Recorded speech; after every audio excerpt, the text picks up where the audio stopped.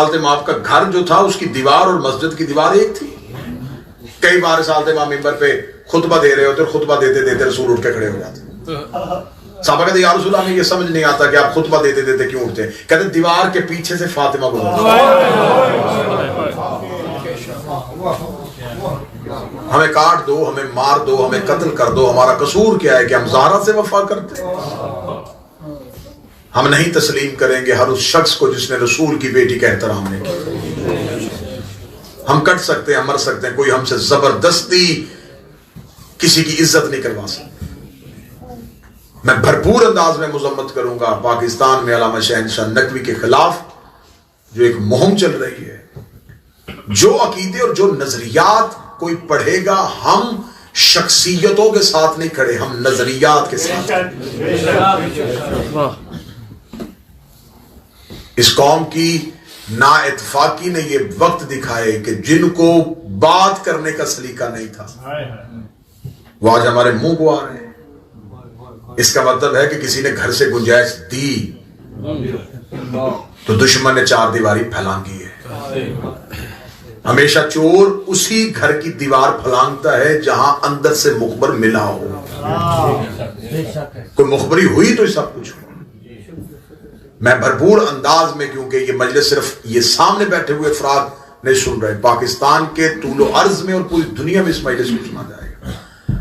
ہمیں وطن عزیز پاکستان کا امن اپنی جان سے زیادہ عزیز ہے, لیکن میں مخاطب ہوں اپنے اہل سنت سے. ایک عرصہ دراز سے ایک تکفیری ٹولہ اہل سنت کے جذبات کو ابھار کے اپنی من مرضی کے مقاصد حاصل کر رہا ہے. وہ مقاصد کیوں حاصل کیے جا رہے ہیں؟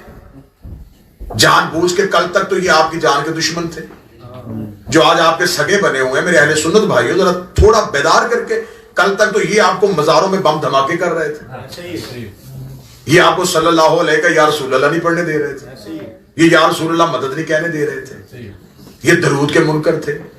یہ آپ کو کہتے تھے کہ کوئی اللہ کے علاوہ مدد نہیں کرتا. آج یہ آپ کے عقیدے کے سربراہ بن کے آپ کی سربراہی میں جو وطن عزیز میں ایک دہشت گردی کی لہر دوڑا رہے ہیں, یہ ایک سوچی سمجھی سازش ہے. میرے ملک نہیں, گرد و نواح کے خطوں میں تبدیلیاں ہو رہی ہیں. صحافی بیٹھے ہوئے ہیں, دانشور بیٹھے ہوئے ہیں. جب خطوں میں تبدیلیاں ہوں تو ملک کی خارجہ پالیسیاں تبدیل ہوتی ہیں, ٹھیک ہے, لیکن میں دبے ہوئے لفظوں میں بات کہہ دوں گا, ہم اربوں کی حکومت پاکستان میں نہیں آنے دیں گے.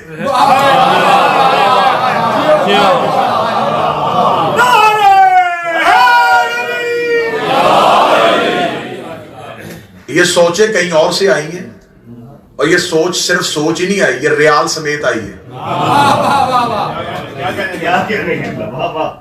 میں کہا صاحب ٹھیک ہے, یہ ریال سمیت سوچ آئی ہے. میرے ملک میں ایک نئی لہر کو ابھارا جا رہا ہے. بھئی اگر بہت زیادہ شوق ہے تو بیٹھو, بیٹھ کے ڈیبیٹ کرو. کس کی عزت کروانا چاہتے ہو؟ ہم سے نہیں ہوتی بنی امیہ کی عزت. اپنے بچوں کی آنکھوں میں دھول جھونک رہے ہو. تمہارے پرانے علماء کتابوں میں لکھ کے چلے گئے, جس کی نام پہ آج تم جلوس نکال رہے ہو وہ مولا علی کو ممبروں پہ گالیاں دیتا تھا. علی کی دفعہ تمہیں غیرت نہیں آئی. اب تمہیں غیرت کس بات کی آ رہی ہے؟ نہیں مانیں گے ہم اس بندے کو جو علی سے جنگ کرتا ہے. کتابوں کے چھت تک ڈھیر لگ جائیں گے.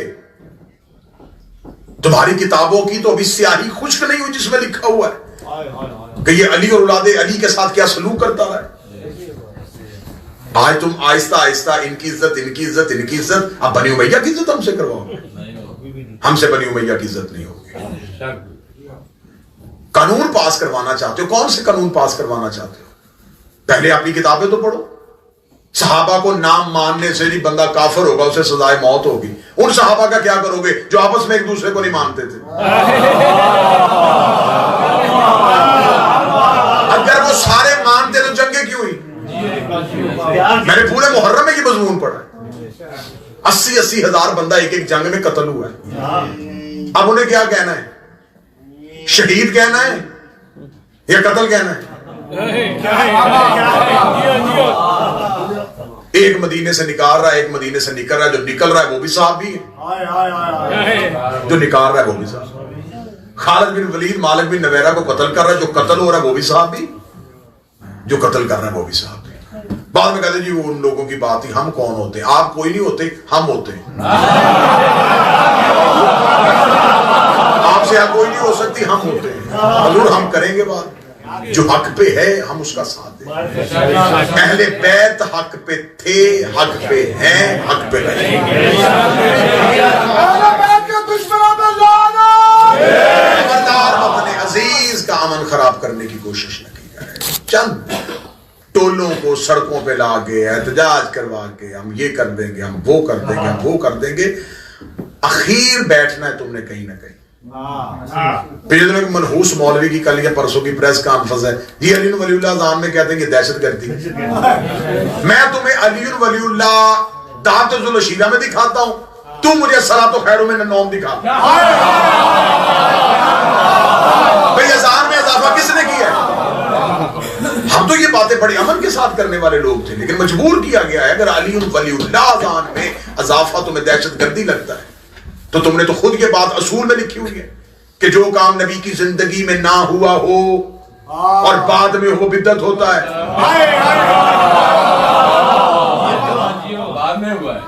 تو پھر ایک لمبی فہرست ہم نکالیں کہ کون کون سا کام نبی کے بعد ہوا۔ علمی میدان میں آ کے گفتگو کر لو، بیٹھ کے گفتگو کر لو، کسی بھی عدالت میں چلے جاؤ۔ ابھی تو وہ عدالتوں کے جج زندہ ہیں جہاں سے مبلغ اعظم علی ولی اللہ منوا کے آیا تھا۔ ہم لاوارث قوم نہیں ہیں۔ ہاں ہوا ہے، غلطی ہوئی ہے، غلطی یہ ہو گئی ہے کہ گھر کی چار دیواری محفوظ نہیں رہی، ایک دوسرے کی گردنوں پہ، کیونکہ امن کے دن تھے، ہمیں باہر سے مارنے والا کوئی نہیں تھا۔ ہم نے کہا اچھا موقع ہے، خود ایک دوسرے کو مار لیتے ہیں۔ ایسا ہی ہوا نا۔ مولا امیر المومنین کا فرمان ہے امن کے دنوں میں جنگ کی تیاری کرو۔ یہ کمین گاہوں میں چھپے ہوئے تھے۔ اچھا حکومت افغانستان میں بدلی ہے، مزاج ان کے خراب ہو گئے۔ بھئی حکومت ان کی تبدیل ہوئی ہے، تمہاری گردن میں سریا کس بات پہ آ گیا کہ ہم کیا بن گئے؟ آپ کچھ بھی نہیں بنے، آپ وہی ہیں جو پہلے تھے، اور آپ وہی رہیں گے جو پہلے تھے۔ یہ بات میں صرف کیونکہ آپ کا تو یہ ٹاپک ہی نہیں ہے، لیکن میں بات جہاں پہنچانا چاہتا تھا وہ بڑے اچھے طریقے سے پہنچ گئے۔ ہم کسی اپنے جس عالم دین نے عزاداری حسین کی بات کی ہو، وہ سید زادہ ہو، ہم اس کے خلاف کسی قسم کا لفظ برداشت نہیں کریں گے۔ علماء میں، خطبہ میں، ذاکرین میں، ماتمیوں میں ہمارے اندرونی اختلافات، ہمارے ہلکے ہلکے نظریات کے اختلاف ہیں، ہمارے عقائد کے اختلاف ہو سکتے ہیں، لیکن ہمارے مذہبی اختلافات نہیں ہیں۔ ہم یہ نہیں کر سکتے کہ ہم کسی اپنے ذاتی اختلاف کی بنیاد پہ اگر کوئی بندہ بنی امیہ کی مذمت کرے تو ہم اس شخص کی حمایت نہ کرتے ہوئے بھی بنی امیہ کی مذمت نہ کرنے والوں میں سے ہو جائے۔ ایسا نہیں ہوتا۔ بنی امیہ پہ اس خاندان کو خدا نے قرآن میں اگر کہا ہے تو انہوں نے کھول کے خدا نے شجرہ ملعونہ کہا ہے۔ تو اگر آپ کو یہ تکلیف ہو رہی ہے کہ یہ وہ شجرہ نہیں ہے تو پھر بتائیں اللہ نے کن کو کہا ہے؟ پھر آپ لے آئے نا کوئی شجرہ ملعونہ جس کو خدا نے کہا ہے، وہ شجرہ کون سا ہے؟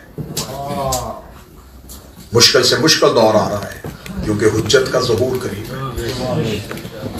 جس کو رونے کے لیے آئے ہو اس کو 40 سال اس کی آنکھوں کا خون بند نہیں،